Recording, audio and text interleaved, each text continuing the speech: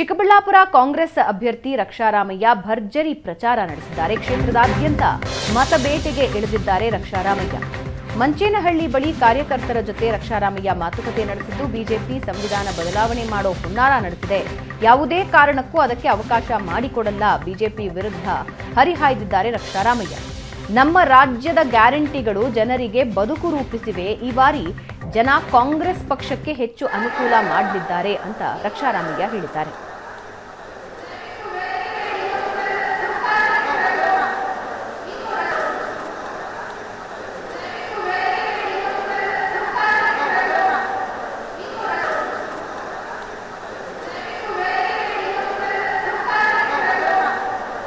ಚಿಕ್ಕಬಳ್ಳಾಪುರದಲ್ಲಿ ರಕ್ಷಾರಾಮಯ್ಯ ಪ್ರಚಾರ ಮಾಡ್ತಾ ಇದ್ದಾರೆ. ಬಿಜೆಪಿ ವಿರುದ್ಧ ಹರಿಹಾಯ್ದಿದ್ದಾರೆ. ಬಿಜೆಪಿ ಸಂವಿಧಾನ ಬದಲಾವಣೆ ಮಾಡೋ ಹುನ್ನಾರ ನಡೆಸಿದೆ. ಯಾವುದೇ ಕಾರಣಕ್ಕೂ ಅದಕ್ಕೆ ಅವಕಾಶ ಮಾಡಿಕೊಡಲ್ಲ ಅಂತ ಬಿಜೆಪಿ ವಿರುದ್ಧ ಗುಡುಗಿದ್ದಾರೆ.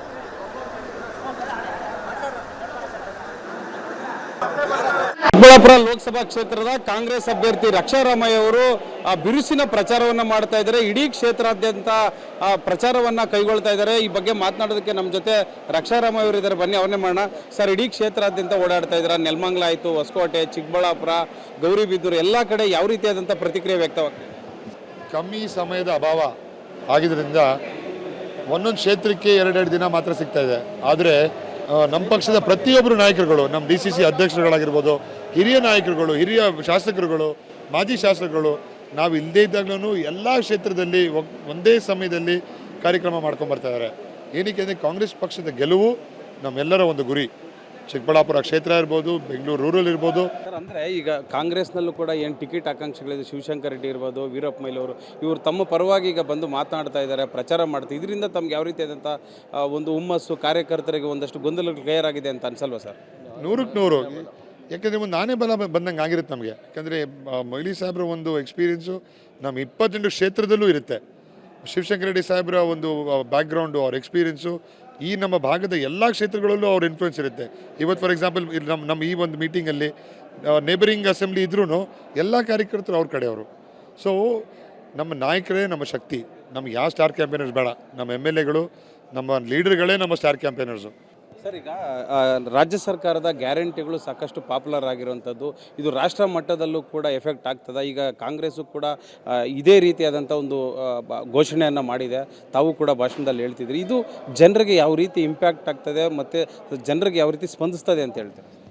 ಸರ್, ಇವಾಗ ಪಾವರ್ಟಿ ಇಂಡೆಕ್ಸಲ್ಲಿ 2014ರಿಂದ ಆಗಲೇ ನಮ್ಮ ದೇಶ ಒಂದು 20 ಪಾಯಿಂಟ್ ಕೆಳಗಡೆ ಬಂದಿದೆ. ಮಾಧ್ಯಮಗಳ ಒಂದು ಇದು ಬಿಟ್ಟು ಆನ್ ಗ್ರೌಂಡ್ ರಿಯಾಲಿಟಿ ಬಹಳಷ್ಟು ಡಿಫ್ರೆಂಟ್ ಆಗಿದೆ. ಸೊ ಮೊನ್ನೆ ನಮ್ಮ ಯಾರೋ ಒಬ್ಬರು ಮಾತಾಡ್ತಾ ಕೇಳಿಸ್ಕೊಂಡ್ವಿ, ಊಟ ಕೊಡೋರಿಗೆ ನಾವು ಮತ ಹಾಕ್ತೀವಿ, ನಮಗೆ ಹೊಟ್ಟೆ ತುಂಬೋರಿಗೆ ನಾವು ಮತ ಹಾಕ್ತೀವಿ. ಆ ಮಟ್ಟಕ್ಕೆ ಬಂದಿದೆ. ನಮ್ಮ ಬಡವ್ರದ್ದು ಮತ್ತು ಶ್ರೀಮಂತರ ಗ್ಯಾಪ್ ಏನಿದೆ, ಆ 1% ಪಾಪ್ಯುಲೇಷನ್ 90% ದುಡ್ಡು ಇಟ್ಕೊಂಡಿದ್ದಾರೆ. ಕಾಂಗ್ರೆಸ್ ಪಕ್ಷದ ಎಲ್ಲ ಪ್ರಣಾಳಿಕೆಗಳು ಜನಪರವಾದ ಪ್ರಣಾಳಿಕೆಗಳು. ಯಾಕಂದರೆ ಜನಕ್ಕೆ ಕಷ್ಟ ಆಗುವಂಥ ಸಮಯದಲ್ಲಿ ಕಾಂಗ್ರೆಸ್ ಪಕ್ಷ ಈ ಎಲ್ಲ ಪ್ರಣಾಳಿಕೆ ಕೊಟ್ಟಿದ್ದಾರೆ ಅವ್ರಿಗೆ.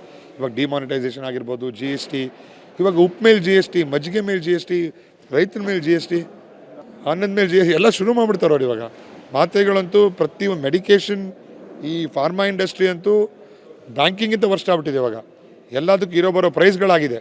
ಇದಿಷ್ಟು ರಕ್ಷಾರಾಮಯ್ಯ ಅವರ ಮಾತು. ಚಿಕ್ಕಬಳ್ಳಾಪುರದಿಂದ ಕ್ಯಾಮ್ರಾಮನ್ ಅಮರೇಶ್ ಜೊತೆ ರವಿಕುಮಾರ್, ಏಷ್ಯಾನೆಟ್ ಸುವರ್ಣ ನ್ಯೂಸ್.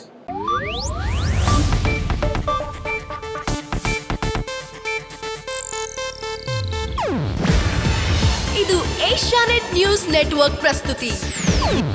ನೀವು ನೋಡ್ತಿದ್ದೀರಾ ಏಷ್ಯಾನೆಟ್ ಸುವರ್ಣ ನ್ಯೂಸ್.